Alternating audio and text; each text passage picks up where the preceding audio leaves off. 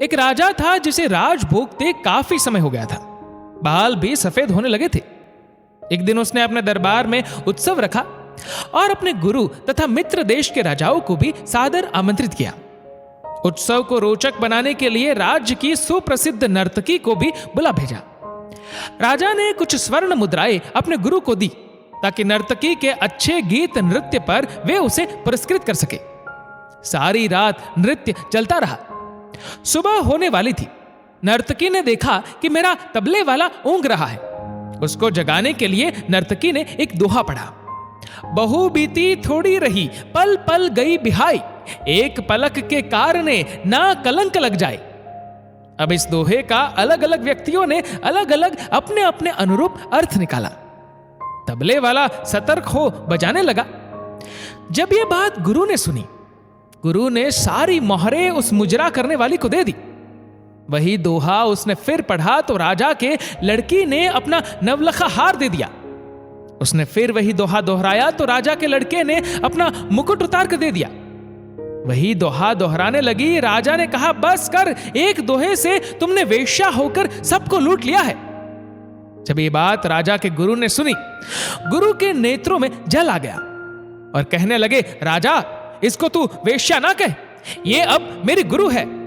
इसने मेरी आंखें खोल दी है कि मैं सारी उम्र जंगलों में भक्ति करता रहा और आखिरी समय में मुजरा देखकर अपनी साधना नष्ट करने आ गया हूं। भाई, मैं तो चला। राजा के लड़की ने कहा, आप मेरी शादी नहीं कर रहे थे। आज मैंने आपके महावत के साथ भागकर अपना जीवन बर्बाद कर लेना था। इसने मुझे सुमति दी है कि कभी तो तेरी शादी होगी। क्यों अपने पिता को कलंकित करती है? राजा के लड़के ने कहा, आप मुझे राज नहीं दे रहे थे। मैंने आपके सिपाहियों से मिलकर आपका कत्ल करवा देना था। इसने समझाया है कि आखिर राज तो तुम्हें ही मिलना है। क्यों अपने पिता के खून का कलंक अपने सर लेते हो? जब ये बातें राजा ने सुनी तो राजा को भी आत्मज्ञान हुआ। क्यों न मैं अभी राजकुमार का राज तिलक कर दूं। गुरु भी मौजूद है।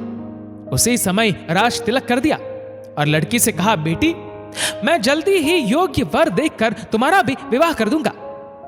ये सब देखकर मुजरा करने वाली नर्तकी ने कहा कि मेरे एक दोहे से इतने लोग सुधर गए, मैं तो ना सुधरी। आज से मैं अपना धंधा बंद करती हूं।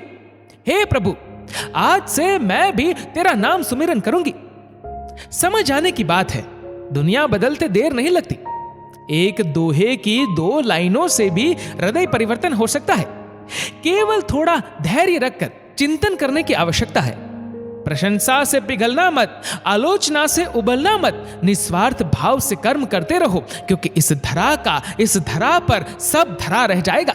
दोस्तों, इस वीडियो को लेकर आपकी क्या राय है, नीचे कमेंट करके जरूर बताएगा। और अगर आपको वीडियो अच्छा लगा हो तो इस वीडियो को लाइक करेगा, शेयर करेगा ज्यादा से ज्यादा लोगों तक। और ऐसे ही और भी स्पिरिचुअल कहानियों को सुनने के लिए सब्सक्राइब करें हमारे यूट्यूब चैनल को और फेसबुक पर फॉलो करें हमारे पेज को। धन्यवाद।